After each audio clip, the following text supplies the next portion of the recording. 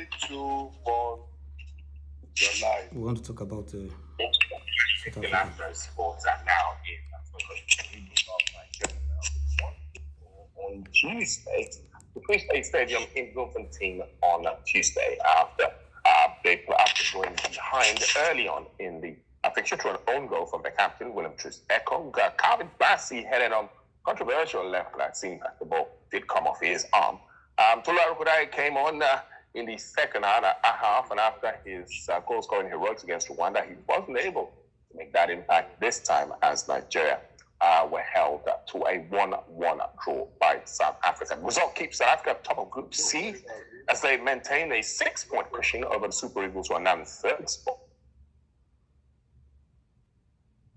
Hence it went over Zimbabwe.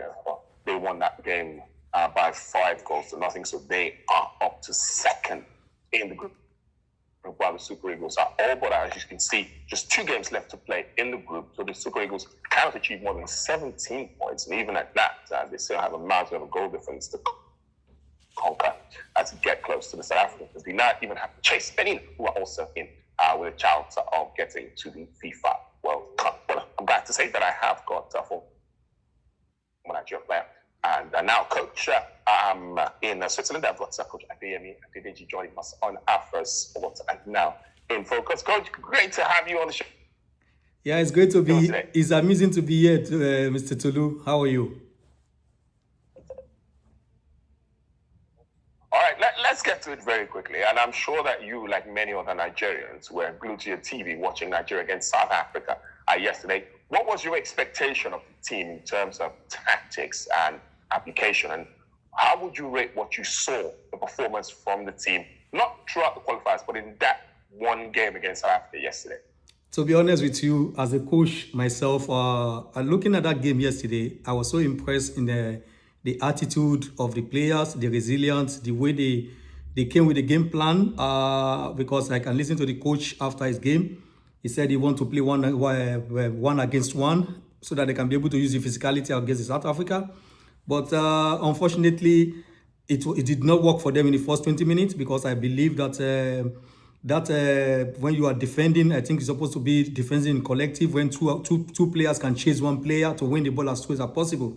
But at the end of the day, after 20 minutes, I think after the first goal, when the error come from Ericon, I think the Super Eagles, they get their reading and they went back to the game. Luckily for them, they equalized the game before the halftime.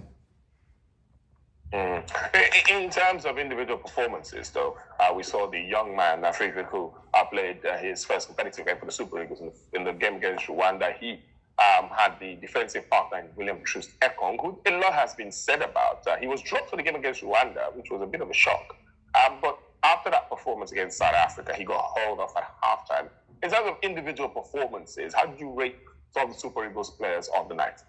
To be honest with you, I remember me and you was online here last year, 2 years, when Pesero was the Super Eagles coach.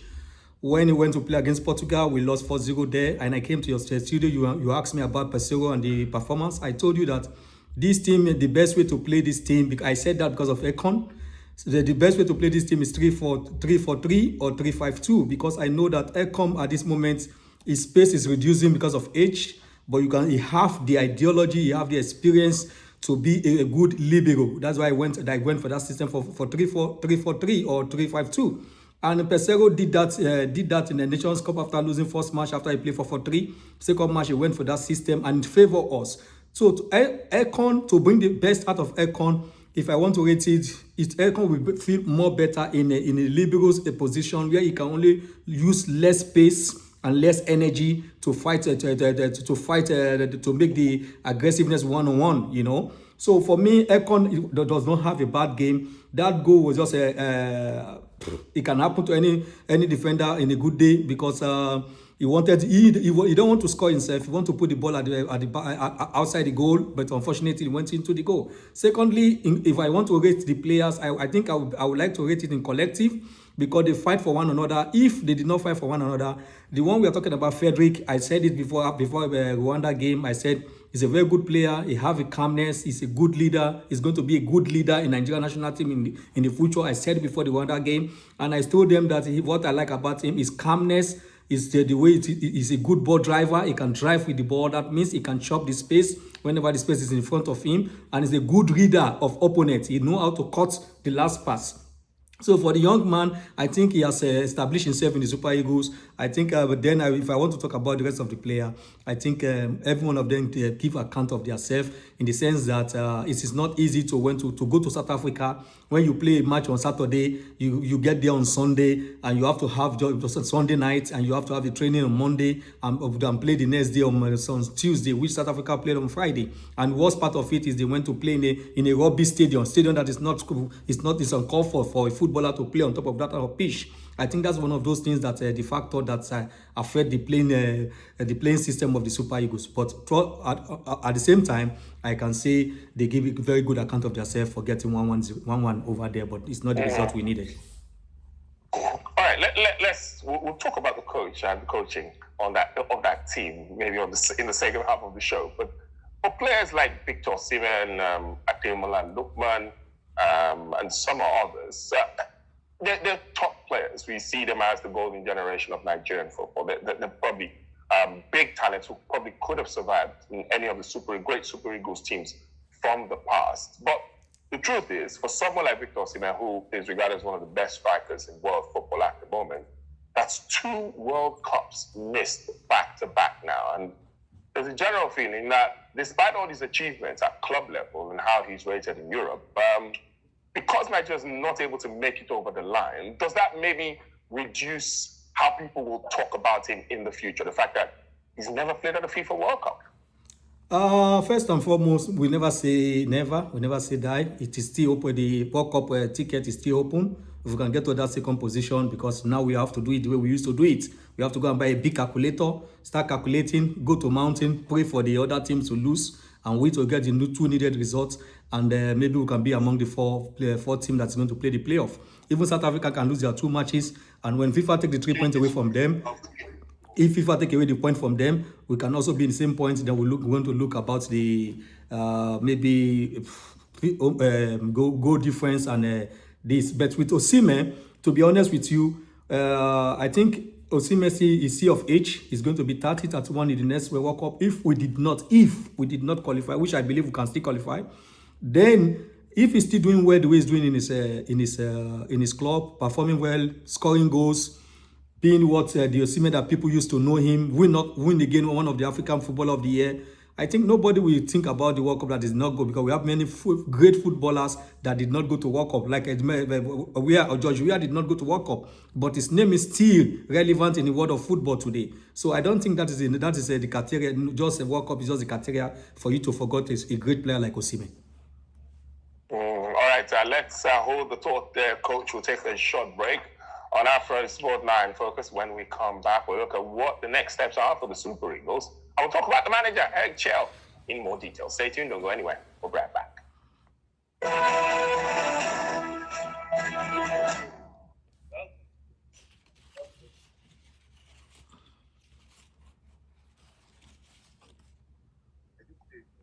Welcome to AfroSport, Africa's home of sports. For years, AfroSport has brought the thrill of the game to your screen, delivering unforgettable moments and world-class coverage of the biggest sporting events across the globe. We are telling the stories of African heroes of sport, inspiring generations to greater performances. And the Super Eagles are in the lead.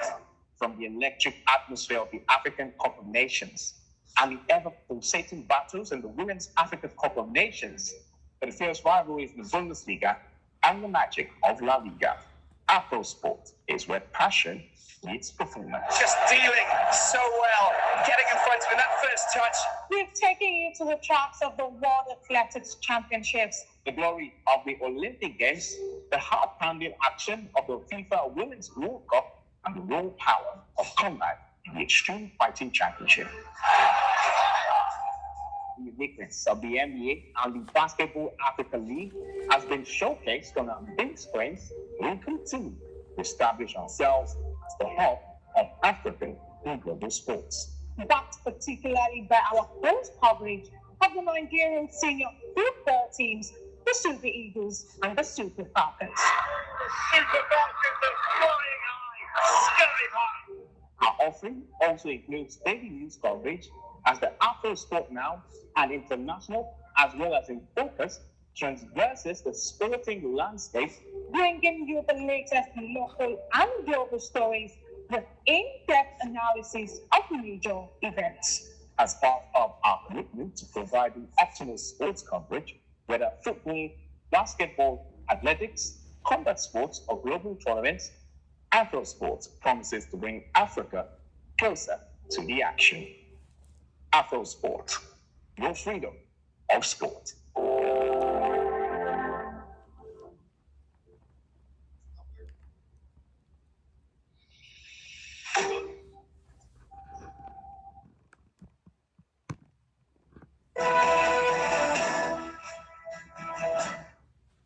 Three, two, one, live. Welcome back. It is still Afro Sports and now in focus. Let's continue the conversation. I've still got the former Nigerian player and coach out there in Switzerland, Coach Adeyemi Adedeji, joining us on Afro Sports and now in focus. Coach, we've talked about the fact that Super Eagles are most likely going to miss out on the World Cup. If they do eventually, it's confirmed that they have missed out. What will the next steps be for the federation and for the team in return? Would we see maybe the end of an era for some players, or what would the general feeling be? Definitely, when you have a new coach, you come with a new philosophy, new idea, want to build a new team, want to leave some player behind.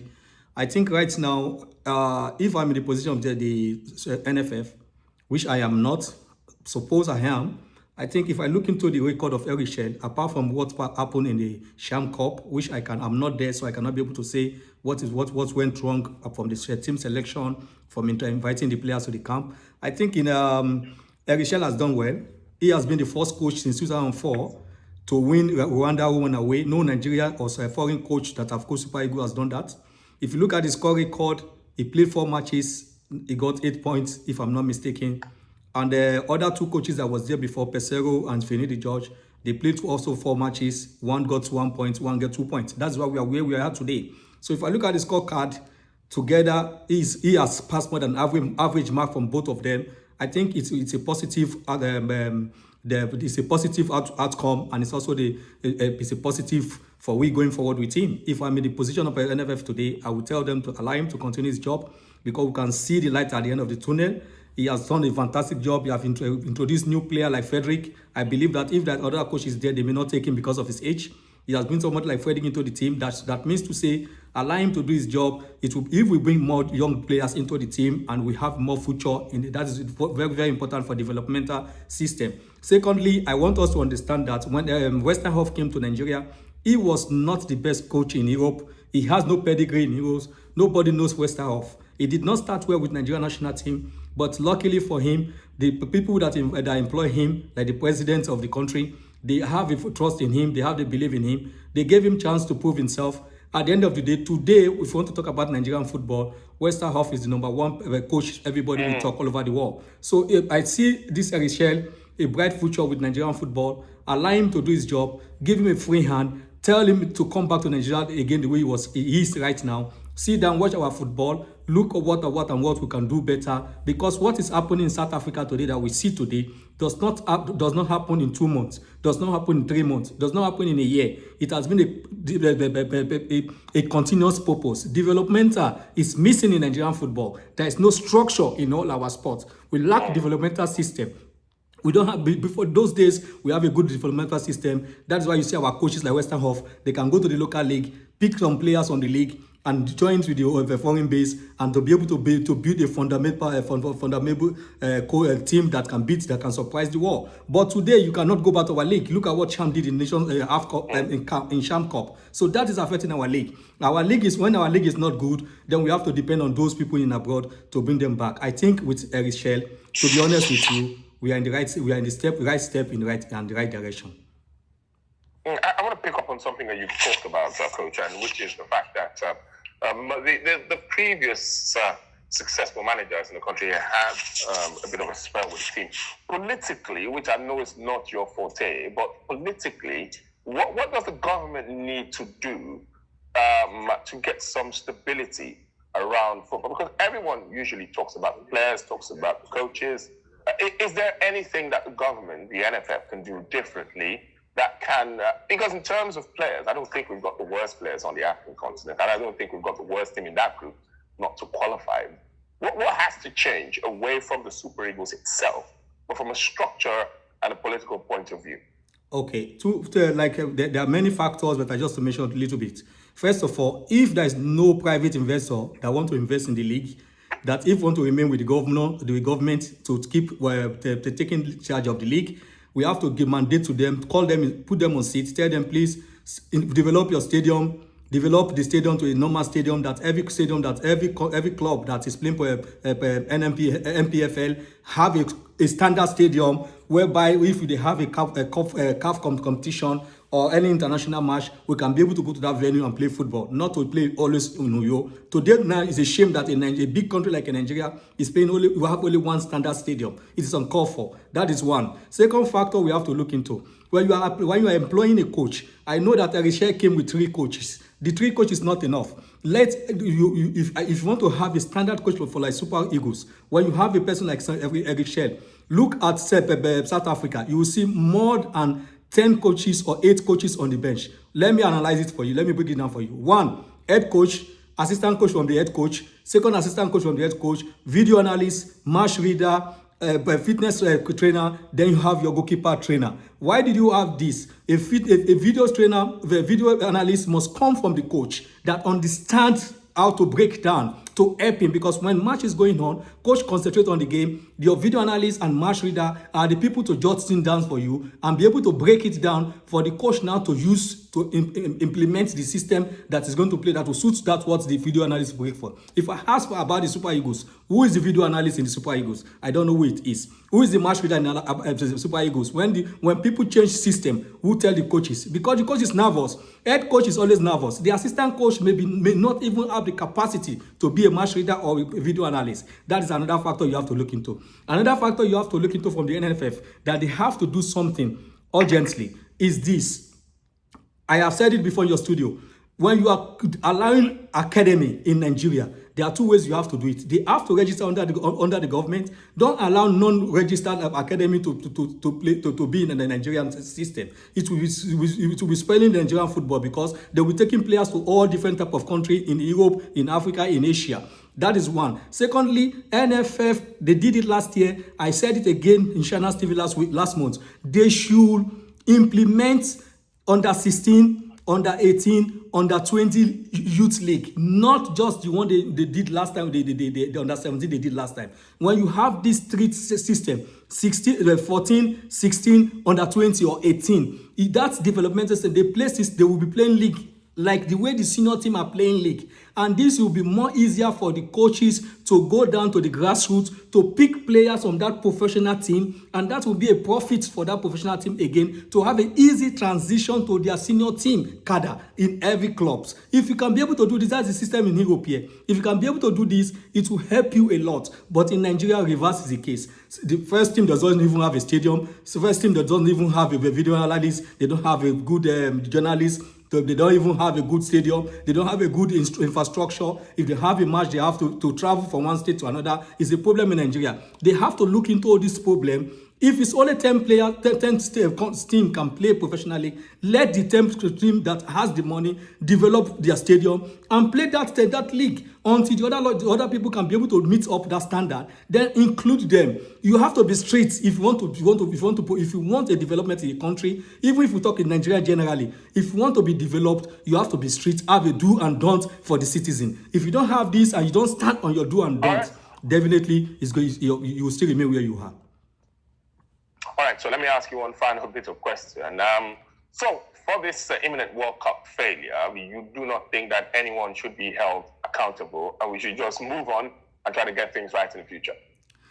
For me, to be honest with you, to hold anybody accountable, if you say I want to hold the coach accountable, it's uncalled for because he did a very fantastic job. If you want to hold the players accountable, it's uncalled for. The players, the match they played yesterday is more than what I expect from them. They played a lot of resilience. That is the best match I've played in my World Cup qualification. But if you want to hold the federation accountable, then there's going to be many factors on which way. Is it delaying of employing the coach? Is it interference? Which way we want to hold them accountable? I think at this moment, we just have to take the positive out of it and move forward and make sure we put things in order so that we can be able to get to where we want to be in future. All right, thank you very, very much, Coach Adeyemi, for coming on Afro's Fortnite Focus. It's always a pleasure to be here. Whenever I'm here, I feel at home. Thank you very much for having me. All right, thank you very much. Let's get that World Cup